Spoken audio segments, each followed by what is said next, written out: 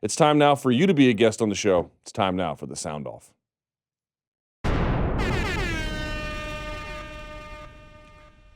And joining me, as always, is the Chambea Tumaala, the one and only Danny Segura. I'm a little tired with the things. How you doing there, Dans? Man, you got to get creative. I know. I needed a better one, but Yeah. what can I? You know what? You won't appreciate this. You're the. How about this? You're the czar face to my Action Bronson. How about that? Okay, I'll take that. Yeah. All right. You have screened the calls. Yes. And, of course, everyone can leave those calls at 844-866-2468. If you're from out of the country, the MMA Hour at Vox Media. And, all right, my man. Yeah. Let's do this. I would like to add that this was probably the funnest batch of calls that we got this week. I liked hearing that. I think for the most part, it's all been serious, yo, Khabib, McGregor, right? All about that. But since there hasn't been going much, not a lot happened last week or this week. And I think, fans got really creative. So all right. Let's take a listen, shall we? All right. Hey, Luke and Danny. My name is Jonas. I'm from Norway, and I have a question regarding walkout music. Who in the UFC has the best choice of walkout song, and who has the worst? And please don't say Darren Till, because Sweet Caroline is an amazing song. It's not. You're an idiot. Also, I have a bonus trivia question for you. I'm going to play a guitar riff, and you're going to tell me which song this riff comes from. Ooh. I'm going to give you a hint. I believe it's one of Luke's favorite songs.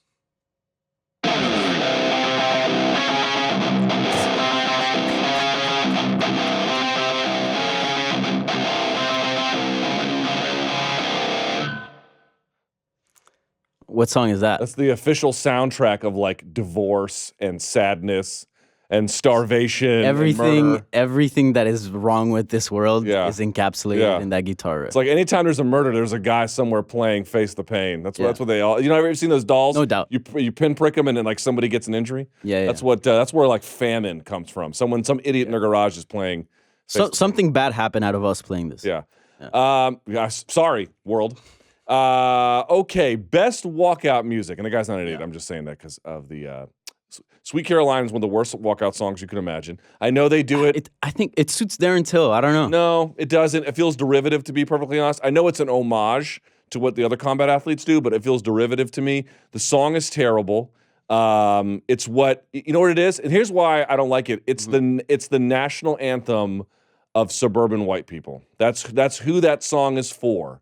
Shocker that they play it in the most racist city in the North, in Boston. It's that song has no value to anybody who's not that. So I would say, I gotta be honest, Conor McGregor's walkout with the Foggy Dew thing and then switching to Notorious, I like it. It's pretty great, man. It's pretty great. It's up there. Yeah. BJ, any walkout song that's super cultural. Yeah. Hawaiian Kickboxer. Yes. For Max. BJ Penn's Brother E's song. That kind of a thing. Yeah. I always enjoyed Akiyama's. I always thought it was super nice, going into battle with Andrea Bocelli. Mm-hmm. And the way he came out, he was usually with the gi, holding hands with his team, and he came out always very calm. So I really enjoyed that walkout. And if you're talking about Notorious B.I.G., Frankie Edgar's is up there. Kicking the door, waving the 4-4 is pretty great. That's an amazing song. Yep. Yeah. Who's got a really bad? Oh, and by the way, shouts to the Jim Miller for any kind of CCR he has. Who's got a bad one? Again, Tim Boach giving up the Conan the Barbarian Anvil of Crom for Kid Rock is totally unforgivable. Yeah. That's up there as well for bad. This is not UFC related because the question was under UFC, but I'm going to go over to Bellator. I forgot for what fight, but King Mo was going to walk out and fight, and they played the wrong song. I don't know if you remember. Don't. They played Last Night by the Strokes. That's that sad boy stuff that you don't like. And, it's totally not King Mo. And King Mo must have been like, what? He was looking around, and I think he threw his hands up, and he's like, all right, F it. I'll just walk out to this. That is so funny. Yeah. Poor King Mo. That sucks. Yeah. Even I would want to come out to that. I would just go back to the locker room, to be honest. Mm-hmm. Dan Henderson.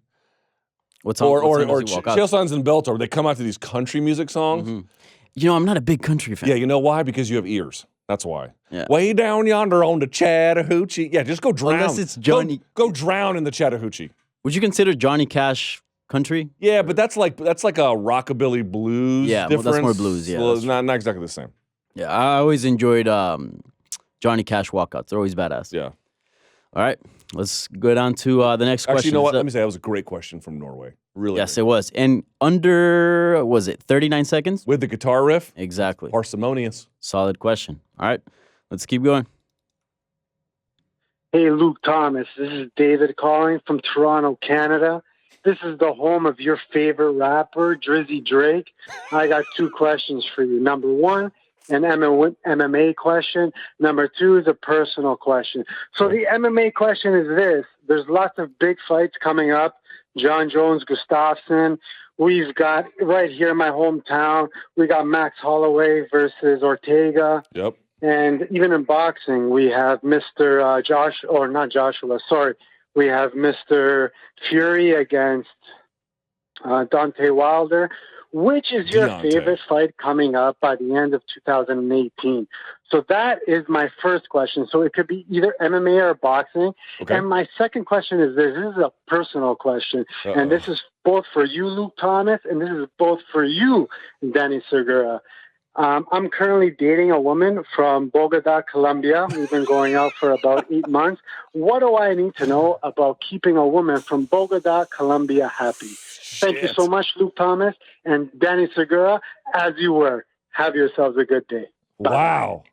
That's a big question, man. Bit of a long question, but it was good, right? It's not just a good question, it's a big question. It's like, what's the So meaning which one of do you life? want to tackle first? Let's go the easiest one first. Fight we're looking forward to most. I'm going to say, no, it's boxing or it's MMA. Yeah. Deontay Wilder, Tyson Fury is honestly very exciting to me. It's not Joshua, though.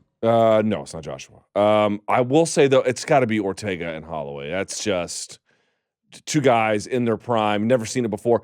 John Bones Jones and Gustafson's a close second, but there's a lot of just unknowns that make you wonder what it might be on the bad end. Mm-hmm. So I'll go Ortega and Holloway. You? Yeah, same. And, for the same reasons. One, we've already seen Gus and Jones. And also, they haven't fought in a while as well. So, they can go and show good performances. But, man, as you said, Ortega and Holloway are in their prime. They've been active. They've been killing it on active streaks. And they have very different set of skill sets. Gustafsson and Jones, they're both very rangy. And we kind of know what fight will play out. We think we know. Or we think we know, that's right. But I like when there's always contrasting styles. And okay, if this guy goes to the ground, this means that. If this guy does that, And the questions around Max and his health are huge. That's true as well. That's the only concern about this fight. And look, if he's fine, he's fine. But, you just don't know. Now, fingers crossed. As for the second part, wow, that's a doozy. I'll let you go first because you're married. Here when it's also a little bit different, right? Because you are Colombian, and as the resident gringuito up in here, my perspective is going to be very different than yours. Because a lot of what you need to do, it will come effortless to you, right? You'll just know it because you'll have grown up around it. But for me, a lot of Americans, he's Canadian.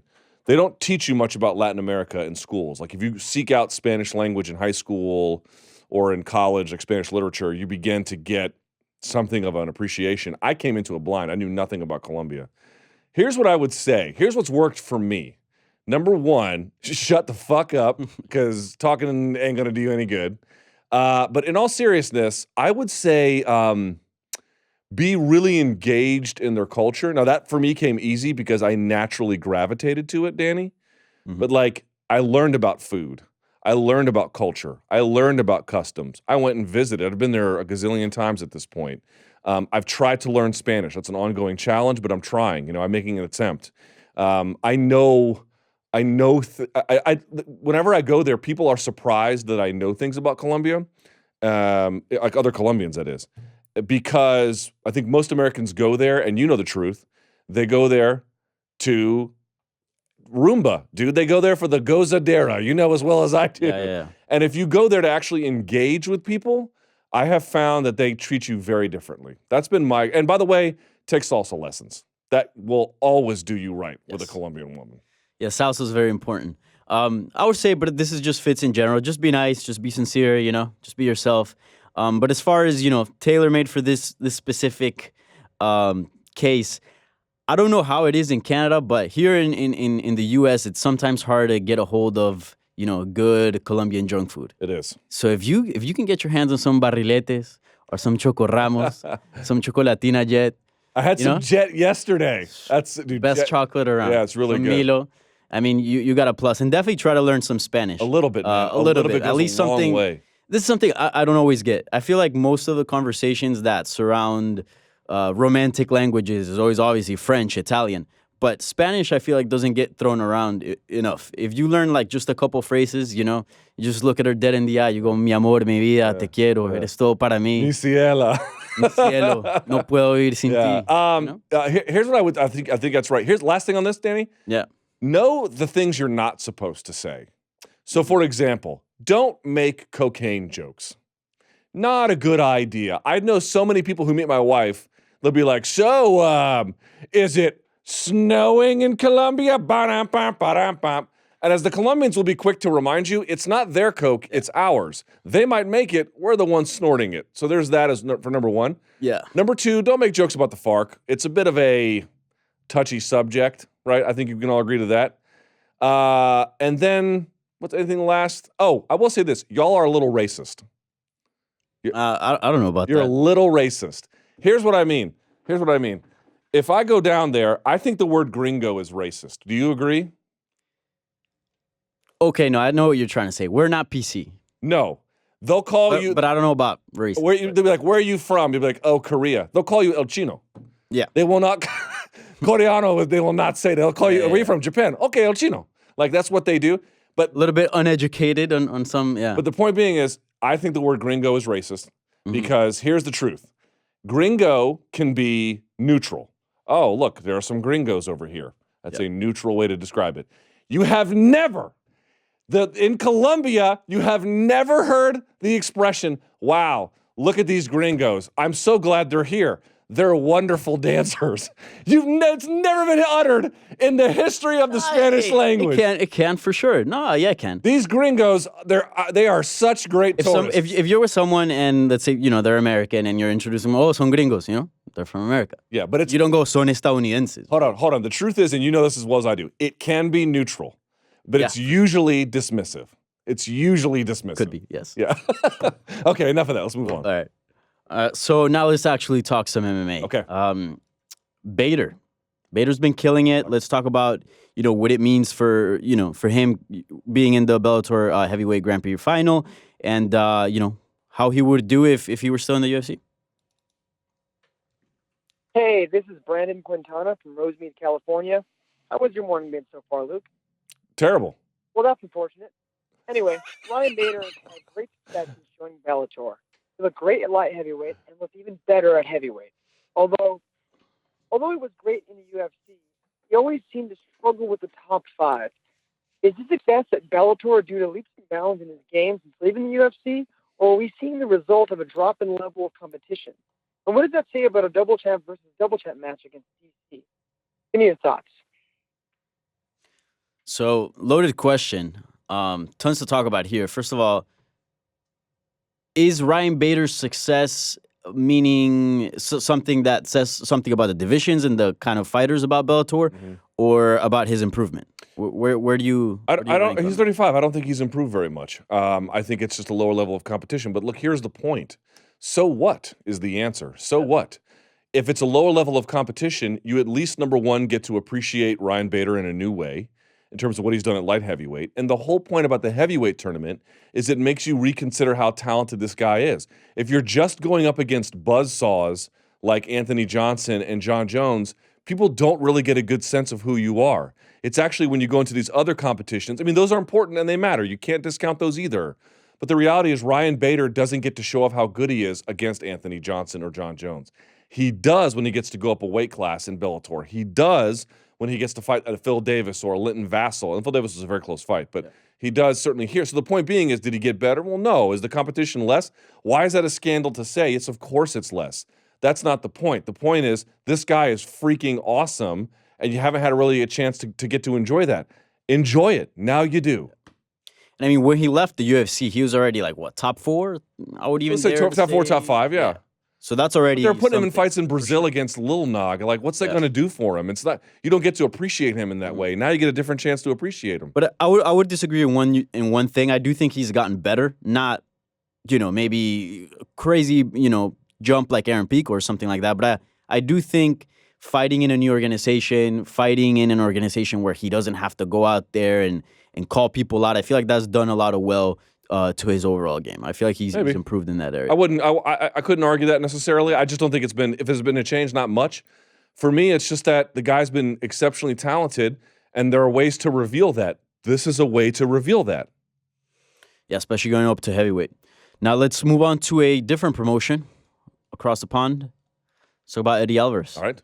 Hey, Luke and Danny. This is Ryan from Philadelphia. What do you think it's a fight to make for Eddie Alvarez in one championship? Take it easy. So, very quick question. To be honest, I don't know much about the roster over at One. Here, newsflash, nobody does. Yeah, but something that I did want to bring up regarding this question, I've seen already on Twitter, a lot of people throw up, Ben Askren versus Eddie Alvarez, the possibility. Mm-hmm. What do you make of that?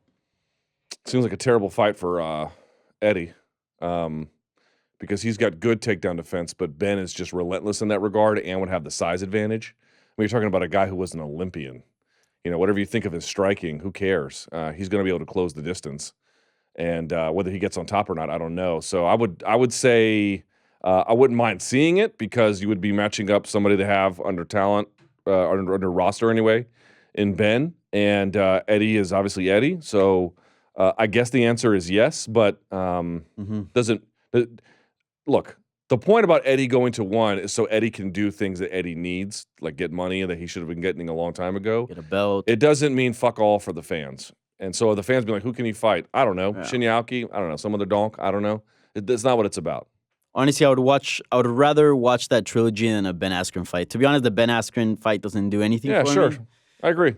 Doesn't really interest me. By the way, he'll smoke Shinya the next time they fight. So most likely. But still, that heel hook, you never know. That's fair enough. Fair enough. All right, now let's talk about scoring in MMA. All right. Hi, Luke. Long-time listener. My name is Abdel. I'm calling from Burkina Faso. Wow. So my question is, why do you think we don't really see as much draw decisions in MMA today? Do you think that the judges have some kind of pressure on them to score a fight in favor of a fighter, even if a fight is close enough to be a draw? I wanted to hear your opinion on it, so thank you for your response, and Sean Price is the best. Take that. Take that, you little Uzi Vert fan in Danny Segura. Lil Pump. Little Pump, whoever that gentleman is. I do not know. I am old and white. Takashi. Yeah. Sorry, I lost track of what he was asking. Please refresh my memory. So why don't we see enough draws, yes. that many draws in MMA? And I think that's a fantastic question. Yeah, the answer is that commission members, this is the one thing they'll actually admit, and referees do it too, is that because they know as well, commissions don't want them. They pressure judges, not like you should score that round XYZ, but in this general sense, they really ask you to find a winner. And look, I actually don't. There's this. If you watch two of my buddies, I'll give a shout outs to them, Grant and Danny. They host the midday show on 106.7 The Fan in Washington, D.C., and they absolutely hate ties in football games, American football games. And I don't love ties, but sometimes two teams are just equally matched. Now, the Canelo and Triple G first time scorecards were fucked up, which is why people got mad at the draw.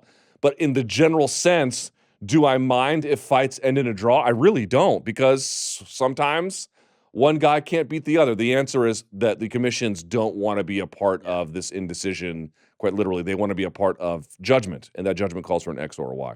I think that's so unfortunate because, like, in soccer, you see draws all the time. You see in sports just draws all the time.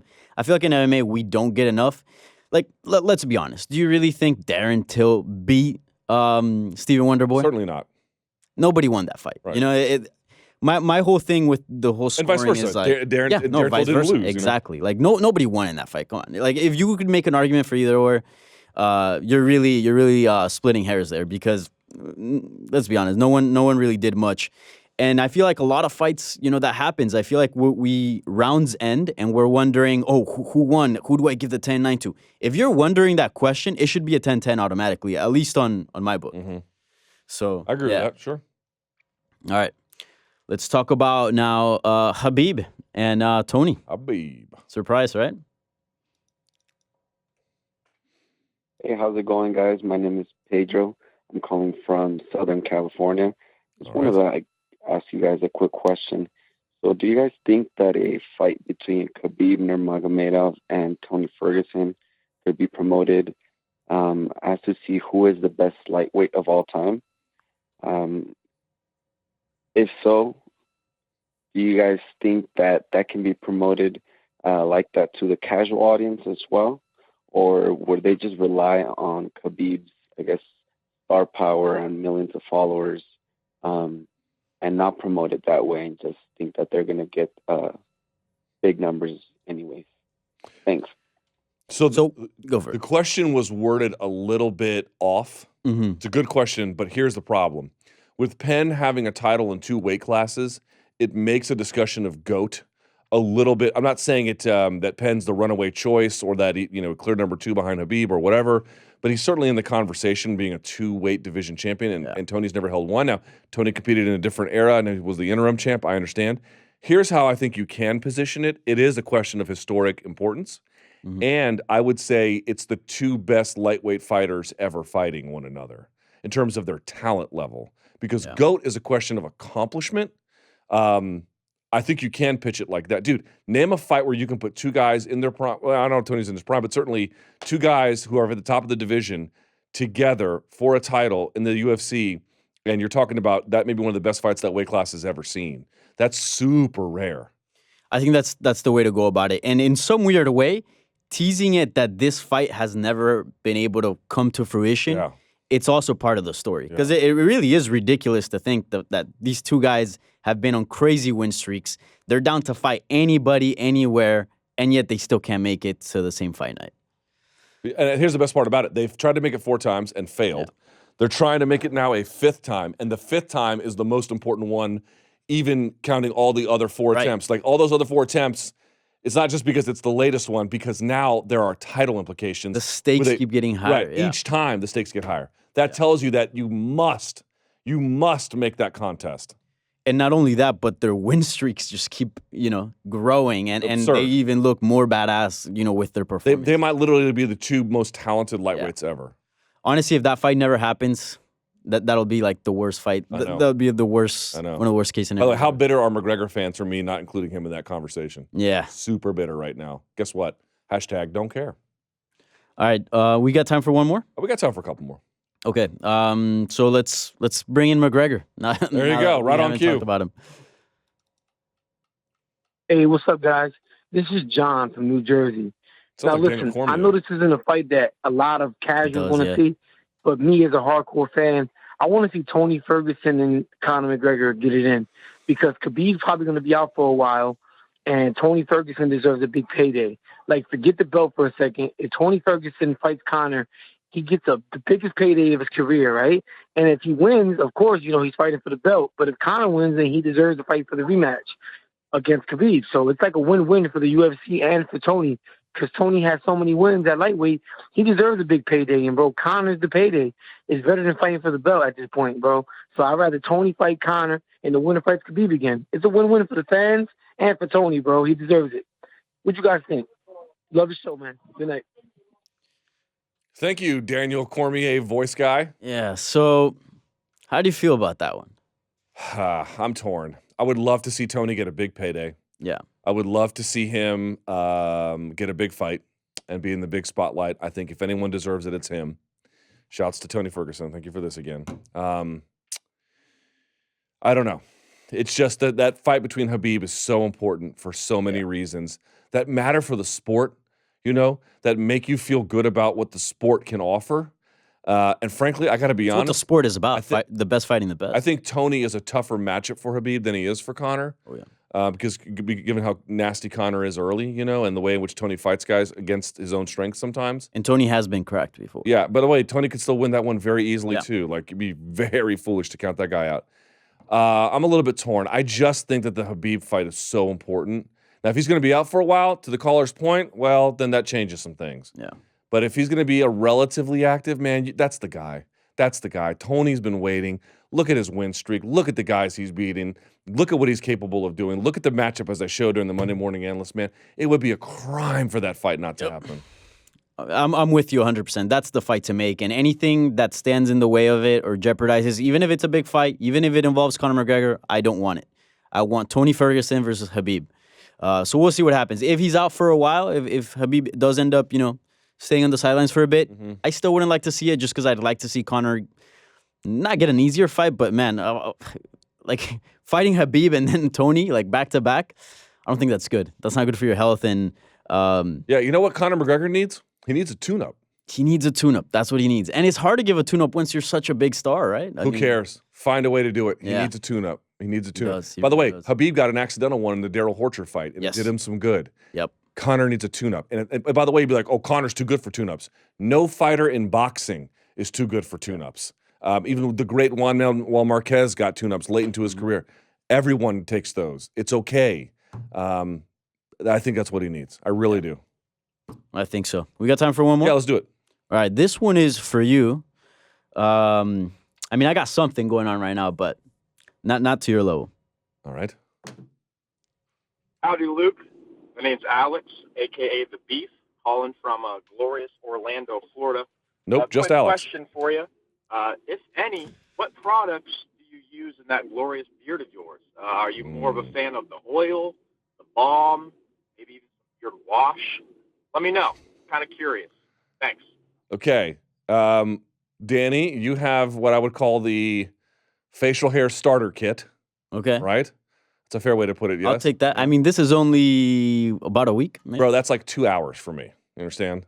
I could sneeze and grow that. I would say, here's what I do. I wash my beard with either my head shampoo if I'm out, but I typically have my own beard shampoo. You can get it at your local fine men's grooming lounge or any kind of place like that. And you don't have a specific brand? No, I kind of experiment. I've never really found one that was like demonstrably better than the others. Yeah. I use conditioner on it a few times a week as well. Here's the reality though. I don't like the beard oils. I am against those. Okay. Now you need to put liquid in it. Why? Because your scalp naturally produces the kinds of oils that make your hair shine and give it some bounce and some depth. Your face does not. That's why your face hair, if you don't treat it right, looks like pubes. Right? I mean, to be quite candid with you, that's why it doesn't. There's no nurturing from the skin.